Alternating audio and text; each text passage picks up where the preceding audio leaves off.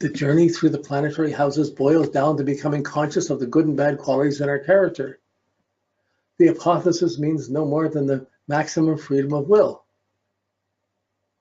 That's interesting. I'm just going to take a second little quote of something I was just glancing at by Charles Carter, British astrologer. He wrote a book called The Astrological Aspects. And this is a quote from it. It's an add-on to this, but I just got to read it here. I must frankly say that I doubt if anything has done the sane astrology more harm than our constant prating about good and bad aspects, like children talking of lovely sweets and nasty medicines.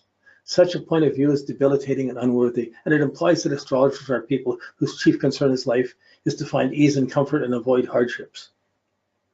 I do not mean that astrologers are of this frame of mind, but our language leads others to this conclusion.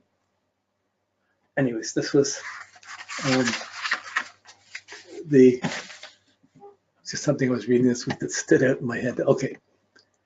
In the metaphorical descriptions of the alchemist, Luna is primarily a reflection of man's unconscious femininity, but she is also the principle of the feminine psyche, in the sense that soul is the principle of a man's. This is particularly obvious in the astrological interpretation of the sun and moon, not to mention the age-old assumptions of mythology.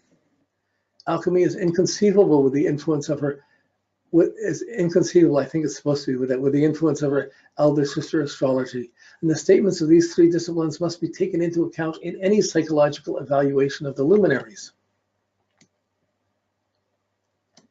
The puzzling thing is that there is really a curious coincidence between astrological and psychological facts, so that one can isolate time from the characteristics of an individual, and one can deduce characteristics from a certain time. Therefore, we have to conclude that what we call psychological motives are in a way identical with star positions.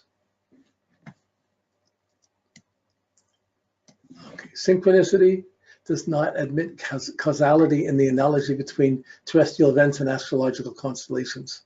What astrology can establish are the analogous events, but not that either series is the cause or the effect of the other. For instance, the same constellation may one time signify a catastrophe and another time, in the same case, a cold in the head. In any case, astrology occupies a unique and special position among the intuitive methods. I have observed many cases where a well-defined psychological phase or an analogous events was accompanied by a transit, particularly where Saturn and Uranus were affected. Well, we certainly saw that true in his 8-year graph. Two more. How are we doing? Yeah, good. While studying astrology, I have applied it to concrete cases many times. The experiment is most suggestive to a versatile mind, unreliable in the hands of the unimaginative and dangerous in the hands of a fool, as those intuitive methods always are. If intelligently used, the experiment is useful in cases where it is a matter of opaque structure. It often provides surprising insights. The most definite limit of the experiment is the lack of intelligence and literal-mindedness of the observer. Undoubtedly, astrology today is flourishing as never before in the past. This is 1950s. But it is still most unsatisfactorily explored despite its very frequent use. It's an apt tool only when used intelligently. It's not at all foolproof, and when used by a rationalistic and narrow mind, it is a definite nuisance. I like that. Last quote, astrology is knocking at the gates of our universities. A Tübingen professor has switched over to astrology, and a course on astrology was given at Cardiff University last year. Astrology is not mere superstition, but contains some psychological facts, like theosophy, which are of considerable importance. Astrology actually has nothing to do with the stars, but it's a 5,000-year-old psychology of antiquity and the Middle Ages. So, okay, these are just thoughts taken out of the volumes of Jung's works.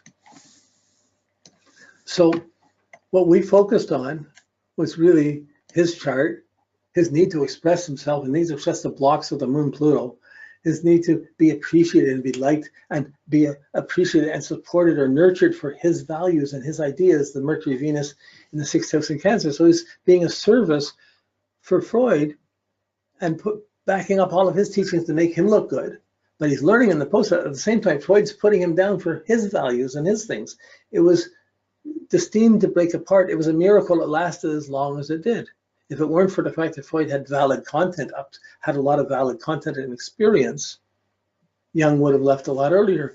But Jung has in his nature, the Sun Neptune, the tendency for codependency. So as long as I'm getting this, I can put up with this, or I'll do this to get this. And he went along with that until the Uranus went opposed to Sun and hit his ascendant, and Saturn hit his IC. I can't live like this anymore. I can't do this anymore. I'm done.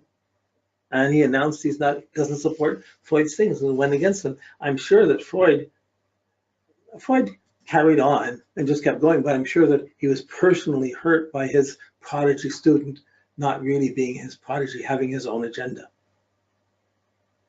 And Freud went on in his way, and Jung started in his new direction. And history's unfolded since because of that. But it is a very good use of astrology. And we're going to do Freud's chart for next week. So you can see the other side and maybe try and make some references between the two. And here's Freud's chart, May 6, 1856, 6:30 p.m., pre-war Czechoslovakia. Sun and Uranus in the 7th house, just like Freud, only it's in Taurus, not Leo. And the Mars is in the 11th house, only it's in Libra and not in Sagittarius as it is with Jung. So there's certainly setting charts and reacting to others. We'll come to it. But I think that's it. That's where we are for today. I think I'm going to leave it here. Next week's our last class on this level. And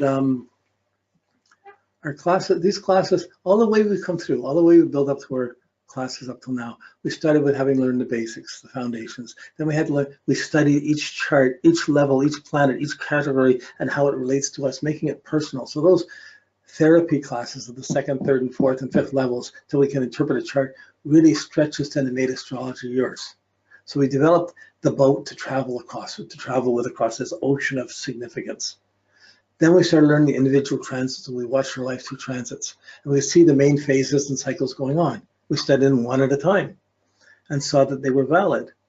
In this class, we started putting together and seeing them all together. And we still look at them one at a time, but we see them grouping together. And from grouping together, we can develop a time perspective with seeming conflicting information and put it into context. Again, holding on to the main Saturn cycle as the main anchor. We even did one chart where we didn't know the time, but we still held on to the Saturn cycle as the main anchor and used the conjunction to the Sun in opposition as the next primary factor. Okay, from after these classes, we've analyzed, and now you have the detail, you have the mechanics, you have the scales, you have the mechanics, the motor mechanics of astrology. You can talk about astrology, you can go into the character depths, into the archetypes, into the transits, into what's happening. And that's what most astrologers use. Well, that's what a majority use. However, there's another level, the more spiritual and mystical level. There's an inner level, a much more expansive level. It's not so defined, but it's more mystical. And when we start approaching this, level 8 is about expanding our concepts of each of the factors of the signs, the houses, the aspects of planets, and expanding what we can find out of it, and then getting in preparation for understanding the very detailed timings of progressions and spiritual development. Okay, so that's where we're going. Thanks. We'll see you next week. And yeah, night. Okay, where are we here?